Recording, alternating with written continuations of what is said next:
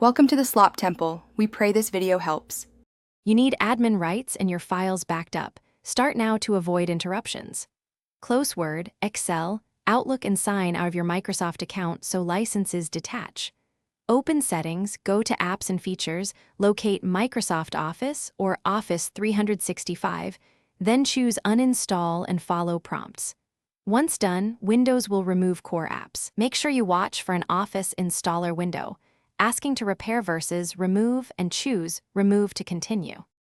If the settings uninstall stalls, download and run the Microsoft Support and Recovery Assistant to force removal of residual components. It targets activation and installation errors automatically.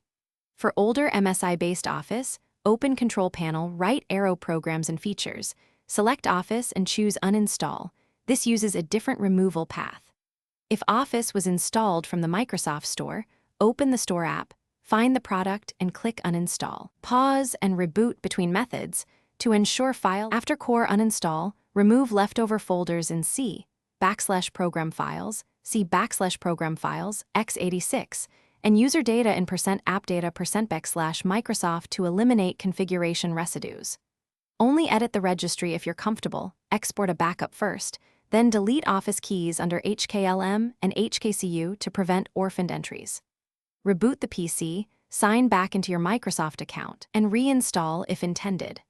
Troubleshooting tip: if icons or handlers persist, run SA-RA one more time and perform a clean boot to remove third-party interference. This resolves most stubborn cases. Thanks for watching. Consider subscribing if we helped you.